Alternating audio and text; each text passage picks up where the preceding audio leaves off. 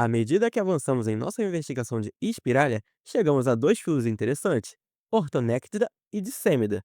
Ambos os filos consistem em parasitas invertebrados de outros invertebrados. Eles também são conhecidos coletivamente como mesozoários. O nome Mesozoa vem do grego mesos, que significa meio, e zoion, que significa animal, porque quando foram descobertos, eles foram inicialmente considerados um elo perdido entre os eucariotos unicelulares e outros animais e, como tal, foram considerados parte protozoário e parte metazoários.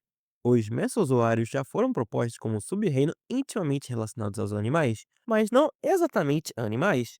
Na filogenia de todos os animais, eles são considerados parte dos Spiralia, mas sua relação com todos os outros filos de Spiralia não é clara. Portanto, eles formam uma politomia.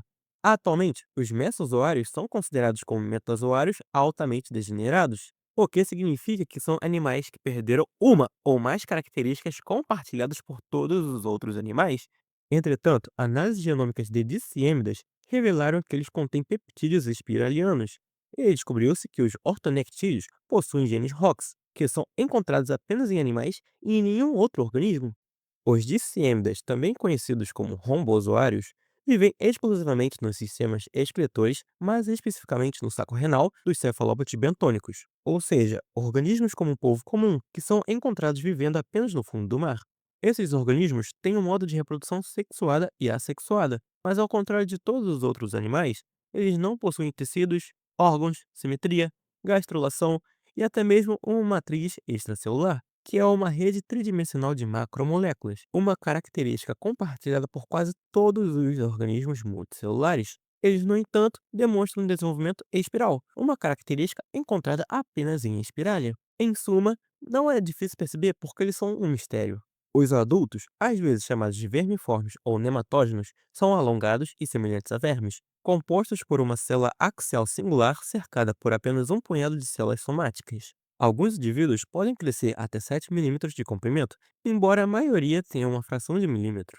Dentro de seus corpos, as células reprodutivas se desenvolvem em embriões vermiformes, que podem sair do corpo dos pais para o ducto renal do cefalópode e então se desenvolver em adultos.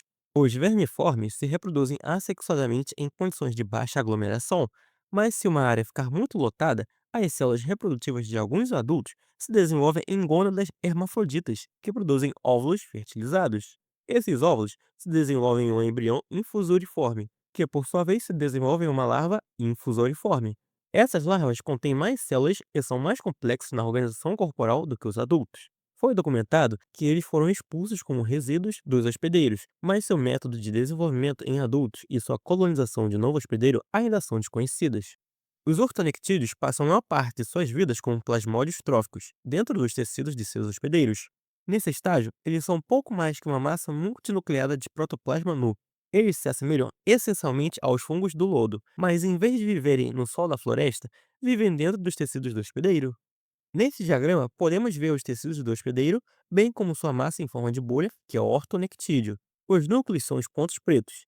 Dentro do corpo do organismo, algumas células individuais se desenvolvem em adultos machos e fêmeas, semelhantes a vermes que deixam o hospedeiro e nadam livremente em busca de parceiros. Esses adultos de vida curta não possuem sistemas digestivo, circulatório, respiratório e excretor, sendo basicamente gametas com um sistema nervoso reduzido cercado por células musculares contráteis e uma camada de cílios.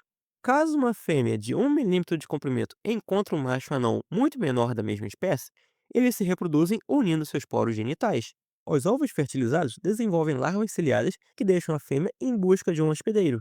Se uma larva consegue penetrar no tecido de um hospedeiro adequado, ela se desintegra e espalha suas células dentro do tecido do hospedeiro para se tornarem novas células infecciosas, chamadas agametas, que se transformam em plasmódios, reiniciando assim o ciclo de vida. Desta forma, os ortonectídeos, assim como os diciêmidas, quebram quase todas as regras do reino animal.